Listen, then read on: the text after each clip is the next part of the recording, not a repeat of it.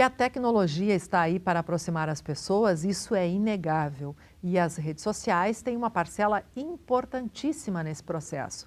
Hoje a gente vai fazer um recorte nesse tema, que é bastante amplo, para analisar o comportamento dos grupos de WhatsApp de pais que buscam acompanhar a vida do filho na escola. Será que eles funcionam como deveriam?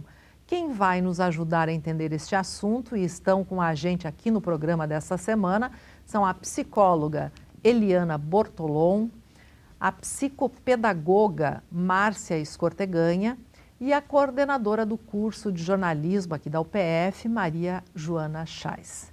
Sejam todas bem-vindas, acho que o assunto vai agradar muito as mães, não é? A gente comemorou o Dia das Mães agora no último domingo e acho que esse assunto é importante aí também para as mães. Começo contigo, Eliana, para saber se há uma regra de comportamento nos grupos de WhatsApp, especialmente de pais. Primeiro que os grupos são de mães, né? A gente, em época de Dia das Mães, essa é uma responsabilidade que acaba ficando sobrecarregada nas mães e a gente sabe disso. Como grande parte da educação dos filhos, né? E acho que isso é uma questão que contribui para que às vezes o grupo tome proporções descabidas, né? A gente vem falando sobre isso e acho que a regra é de que a gente possa ter prudência e bom senso, né? E especialmente poder se colocar no lugar de quem está comigo no grupo, né? Se fosse comigo, eu gostaria de receber essa mensagem, né? Se fosse a situação fosse inversa, eu gostaria de que fosse abordado dessa forma o tema. É um grupo para discutir as questões da escola, bom, vamos nos restringir a isso, né? Porque às vezes o grupo a gente vai comentando outras coisas da vida do cotidiano que nem sempre é consenso e a gente acaba criando conflito. Bom, eu tenho uma filha de 28 anos e eu lembro que eu usava muito o telefone para acompanhar ela na escola, para acompanhar onde ela estava nas atividades do dia a dia. Depois, quando veio o celular, ficou bem melhor, porque eu conseguia contatar direto com ela. Usar o WhatsApp para controlar a vida do filho tem a ver com a culpa que a mãe tem de não estar sempre presente? Eu acho que sim. Eu acho que as mães é como se...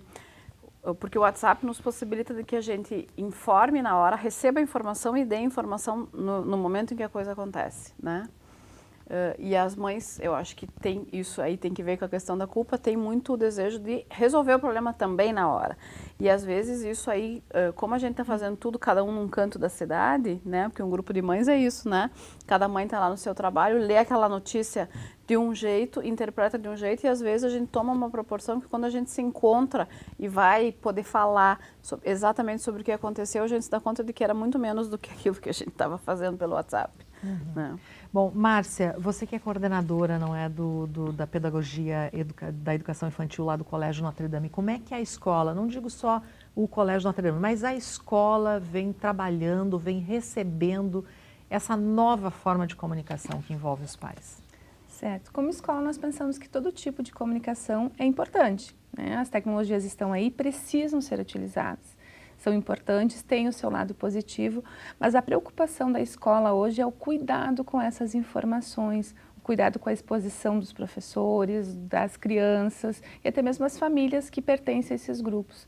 Nós costumamos dizer sempre para as famílias, procurem a escola para saber se aquela informação realmente é real ou não, o que a escola tem a dizer.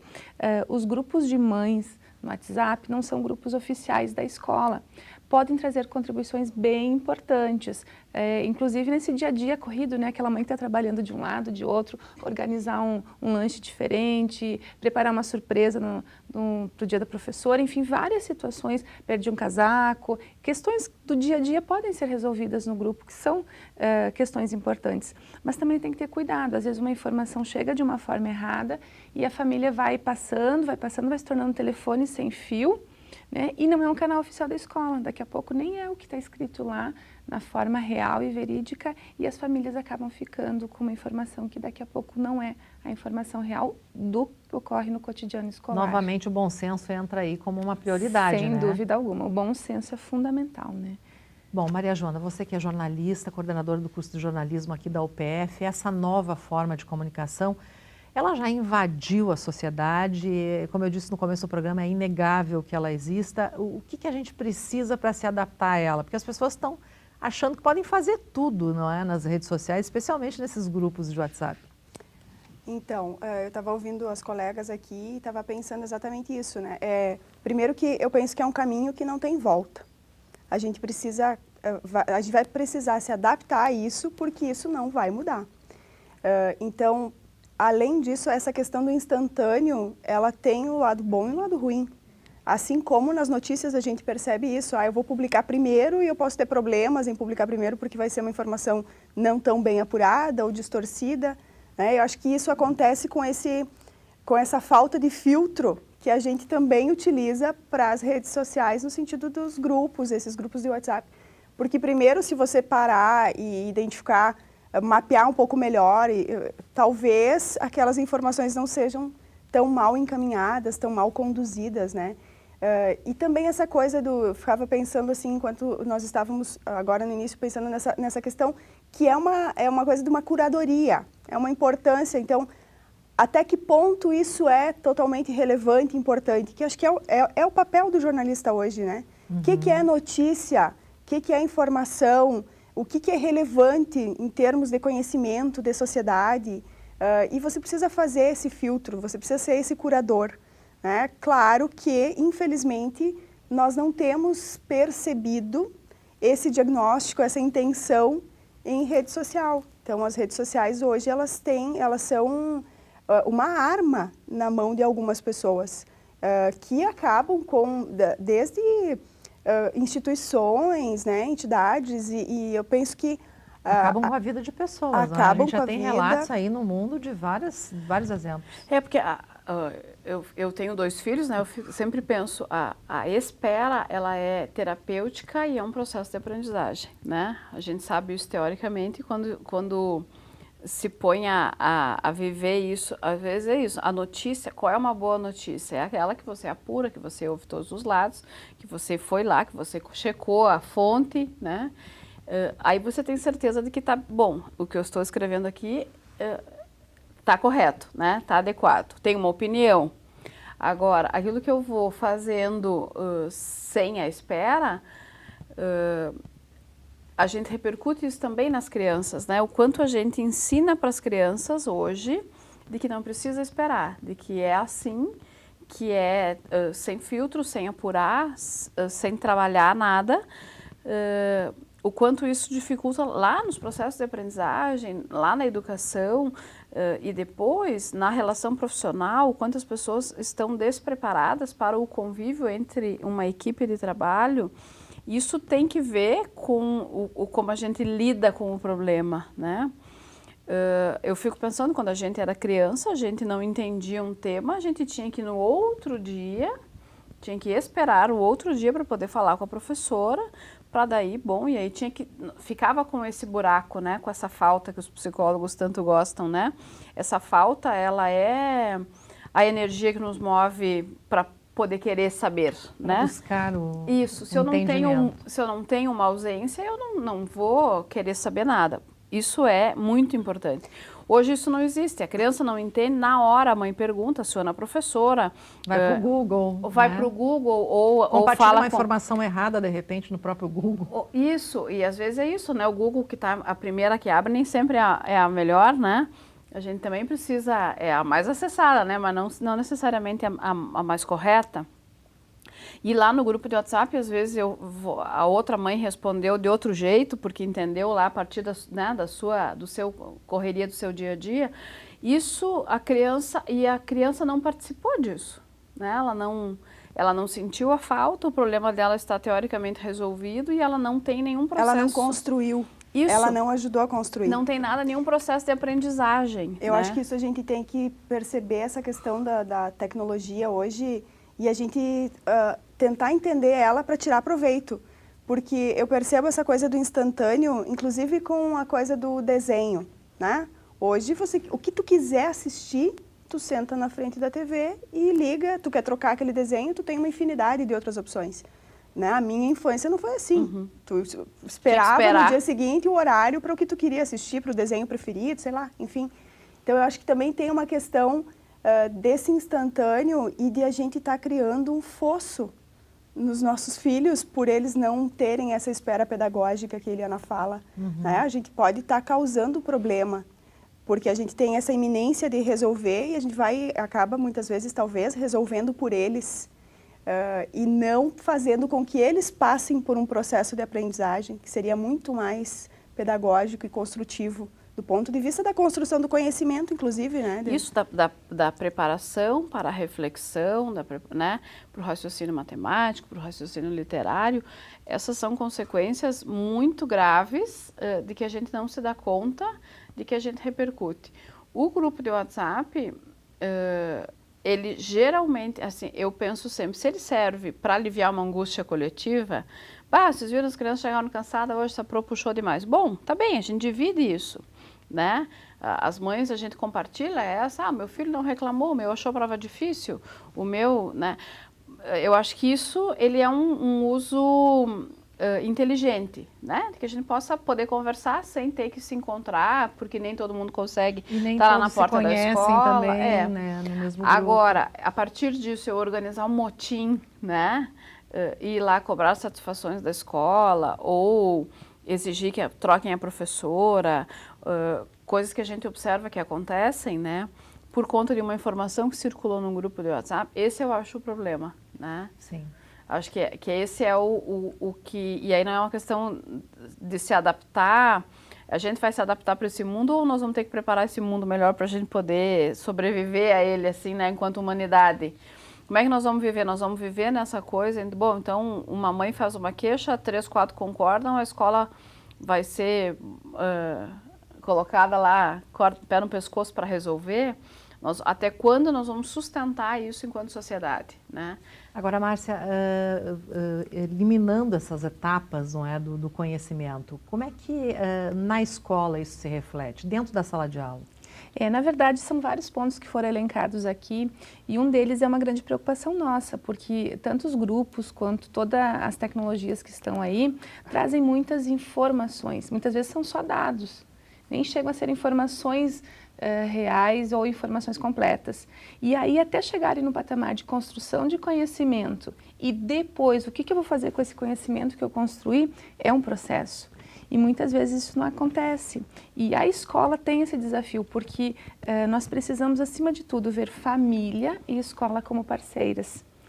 E então, o que nós trabalhamos, o que nós temos na escola é justamente uma instituição com construção do conhecimento que vai trabalhar essas crianças, esses adolescentes, como sujeitos autônomos, que vão saber viver em sociedade. E aí, como estão essas questões de frustrações? Como estão essas questões de construção de conhecimento? Se tudo é muito rápido, se os pais resolvem pelo filho, se não há diálogo, se não há o filtro dessas informações, essa construção do conhecimento tão importante para essa base desse cidadão que está se formando, né? E claro, a gente vive numa sociedade em que tudo é imediato, mas até quando eu vou ver que nem sempre é assim? E como é que eu vou trabalhar essas frustrações com o meu filho? A gente tem um desafio muito grande na educação hoje, além dessa construção do conhecimento, porque a gente tem muitas informações, a gente tem também essa criança e esse adolescente que não sabe fazer coisas do dia a dia. Funções executivas do dia a dia, que são funções simples, que essa criança não está conseguindo fazer nem na escola, como lanchar sozinha, por exemplo, né? Como organizar quando o seu material, esquecer o material, o que eu faço? Tem que resolver já de imediato. Então, são questões do dia a dia que acontecem na família e, obviamente, repercutem na escola também. Então, é importante que a família e a escola se vejam como parceiras nessa construção desse cidadão e desse sujeito feliz. E nada substitui o convívio e o contato pessoal, não é? Não tem grupo de WhatsApp, de rede social, que substitua esse contato presencial. Esse é muito importante, sem dúvida alguma, até porque a gente quer que o filho sinta a presença dos seus pais na escola. Tá certo, a gente vai fazer um intervalinho e volta em seguida.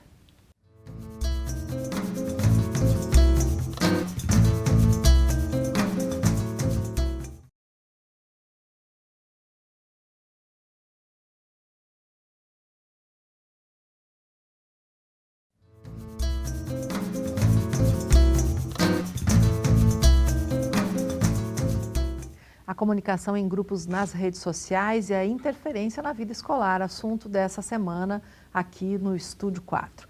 Maria Joana, mãe do Miguel, não é? O Miguel deve estar na escolinha. Como é que você acompanha o Miguel na escolinha? Tem grupo na escolinha, ou no WhatsApp ou não?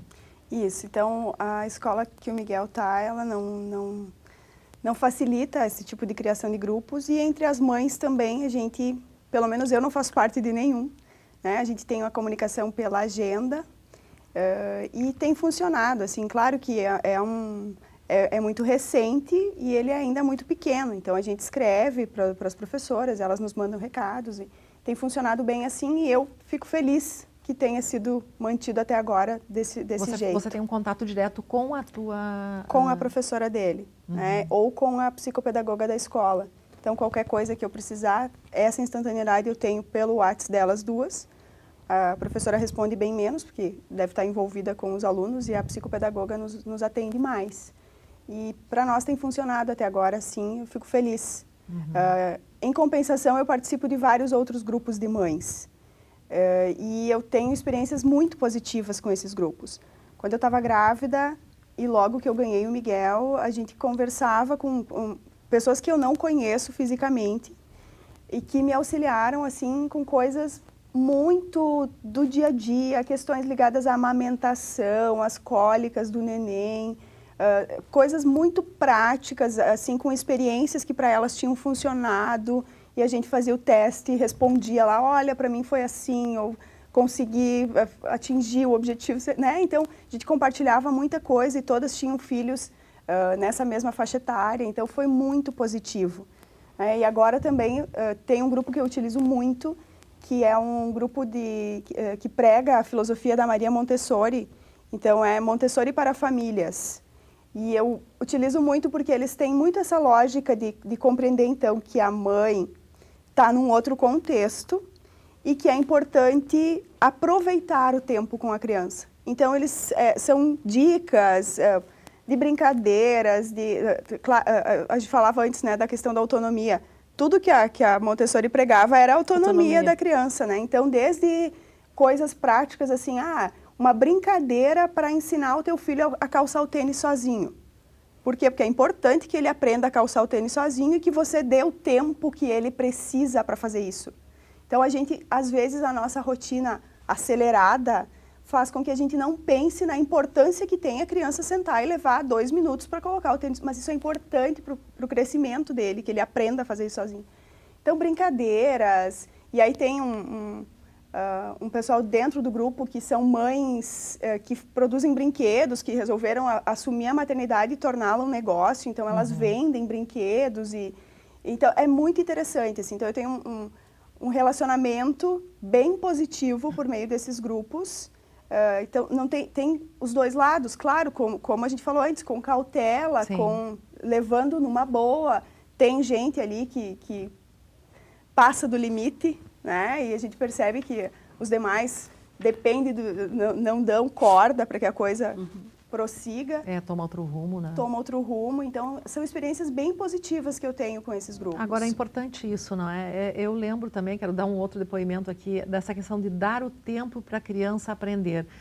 Na época da alfabetização da minha filha, eu lembro que a professora dela fez uma reunião com pais e disse, pais, por favor, tenham calma, os seus filhos vão aprender a ler. E eu lembro que na ocasião eu estava muito angustiada, porque ela não conseguia formular as palavras. E aí eu disse, não, tem que ter calma. E de repente assim, ela deslanchou. Então essa questão de dar o tempo para a criança, talvez alguns grupos que não usem o bom senso não estejam fazendo isso, né, Eliana?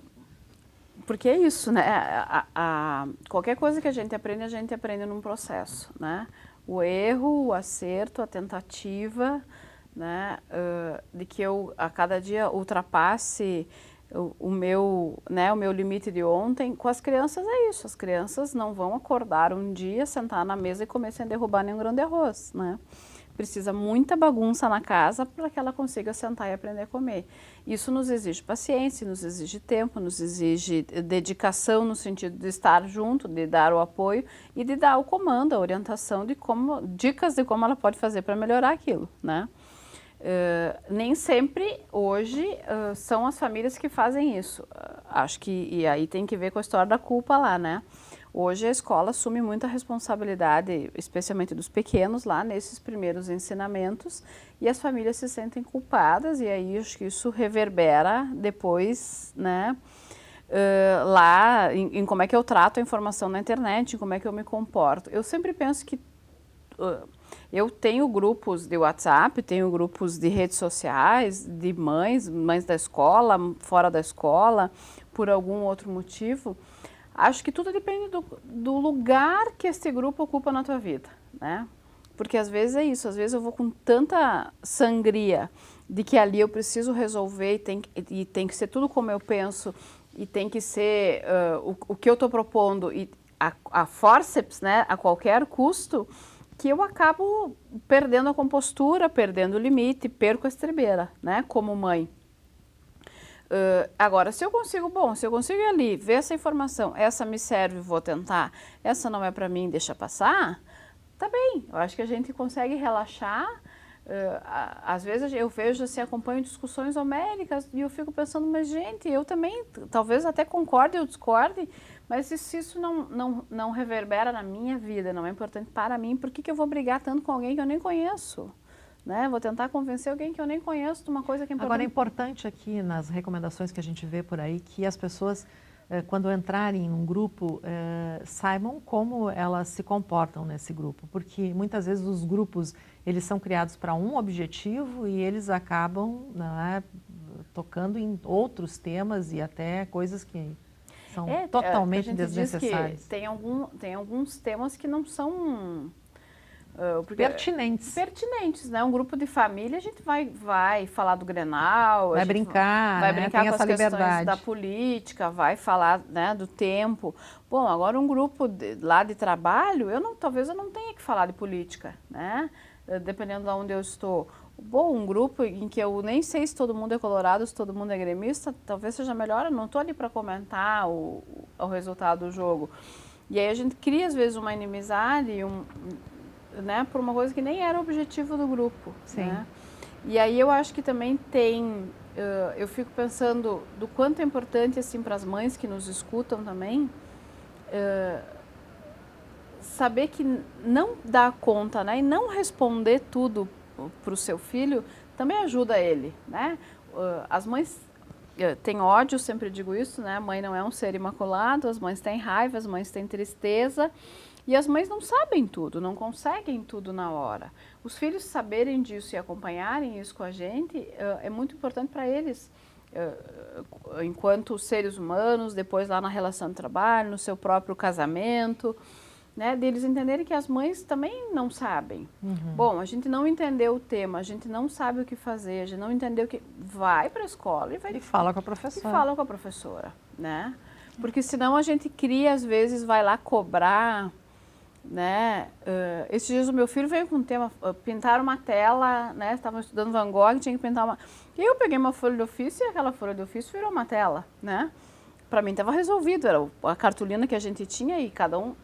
Aquilo virou um tendel de comentários de que tamanho a tela, como comprar, como é que essa professora pede para pintar uma tela e se eu não sei pintar tela e matricula no curso de pintura, né? Eu acho que depende de como a gente lê o tema. Ele foi para a escola com a tela pintada numa folha, achando lindo, né? E aquilo era uma tela.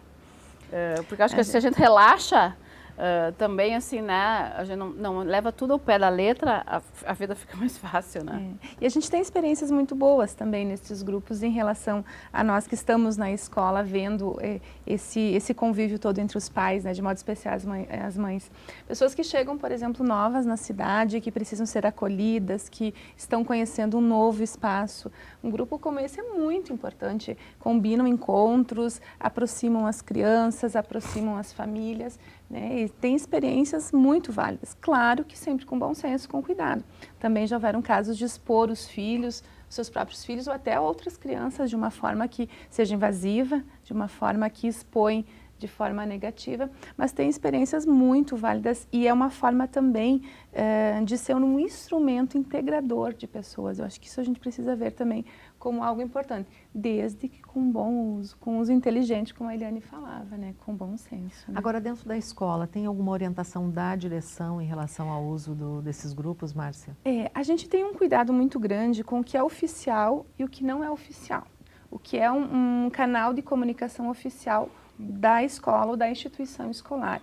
Então é importante que as famílias tenham esse discernimento. O que é oficial da escola? Se existe aquele portal, se existe aquela página, se existe aquele grupo que é do colégio, eu posso saber que naquele momento está sendo administrado por pessoas do colégio, da instituição, da escola. E existem outras situações que são por conta dos pais. Então a escola não tem essa propriedade, esse gerenciamento dessas informações. Então, sempre que houverem grupos que não são canais oficiais da escola, a sugestão da escola é que procure a instituição e realmente conversem para saber o que está acontecendo e tire as dúvidas necessárias nesse momento. Mesmo porque os professores, por exemplo, que forem, né, atingidos, podem até representar ou buscar juridicamente uma... Exatamente, nós colocamos nas reuniões de pais que é importante que eles reflitam que um professor, como qualquer cidadão, sentindo-se ofendido, pode recorrer a seus direitos. Então isso é importante também que os pais tenham o bom senso que quando nós escrevemos algo, nós estamos nos comprometendo e emitindo uma opinião, e aí existem consequências a partir dessa... Pois é, né, Maria Joana? O jornalista, quando ele publica algo que não condiz com a realidade, quando ele ofende alguém, ele normalmente é processado, ele e o seu veículo, não é? E hoje a gente não tem esse retorno com quem acha que pode fazer qualquer tipo de comentário nas redes sociais. Fugindo um pouquinho, mas também nem tanto, não é? Porque a gente vê muita coisa. Eu acho que dentro da lógica da responsabilização, né? Eu acho que a gente precisa ter presente isso, que sim, rede social gera processo, é um documento, vai estar compartilhado publicamente, muitas pessoas vão ter acesso, se aquilo ali ofende alguém, se aquilo ali tem uma informação inverídica, ela pode prejudicar a vida de uma pessoa, ela pode... E eu acho que a gente já tem julgamentos nesse sentido que são muito importantes para dar essa... esticou a corda, vai só até aqui, então a gente precisa ter esse limite, né? Por quê? Porque senão nós vamos ter uma seara de ninguém e com todo mundo achando que pode fazer o que bem entende. Então eu acho que isso vale para profissionais, sim, que aí, claro, tem um pouco mais presente, porque trabalham todas as questões ligadas à ética profissional, né, ao respeito ao cidadão, à opinião pública, mas também vale para as pessoas como um todo, porque hoje a rede social está aí aberta para todo mundo que... E as pessoas se sentem mais encorajadas a falar o que quiserem numa rede social do que pessoalmente, né? Vocês não sentem isso? Muito mais, muito mais. E eu acho que ela tem essa coisa da barreira, né? Então eu não estou frente a frente contigo e eu me sinto mais empoderado para poder questionar que talvez num debate mais dialógico, frente a frente, a pessoa se contivesse um pouco mais, mas quando ela está por trás do computador, ela tem... Então, eu acho que, assim, nessa relação, por exemplo, da escola, né, em que a gente não necessariamente se conheça, todos os pais têm uma relação próxima, com alguns mais, outros menos. Às vezes o professor, tu encontra com ele raramente lá na escola, quando você vai na escola ou na reunião. Então, eu tenho que pensar, isso que eu estou escrevendo eu diria, né? Acho que esse é um bom exercício para a gente fazer.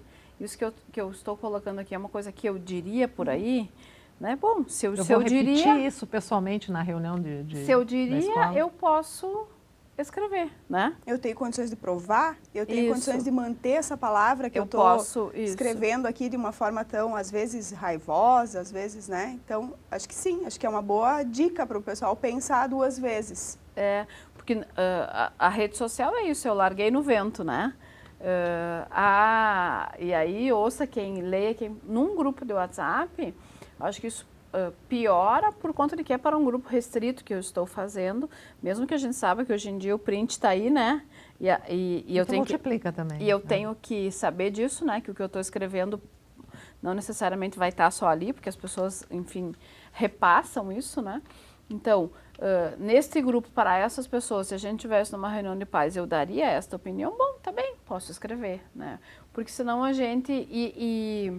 E tirar essa preocupação, assim, de que o mais importante é aquilo que está ali, né? Às vezes o resolver lá frente a frente, o deixar a criança se enfrentar, o marcar um horário para conversar com a professora, esperar a agenda chegar, ir para a escola sem o tema, isso é um aprendizado, garanto isso, né? Se não copiou, se não entendeu, vai para a escola, te enfrenta com o teu professor, né? Vai sem o material se não entendeu o que é para levar. Isso tudo é um processo formativo do cidadão, assim, muito importante para as crianças. Tá certo. Acho que a palavra-chave do programa de hoje é bom senso. Muito obrigada pela presença de vocês no Estúdio 4. O programa está terminando.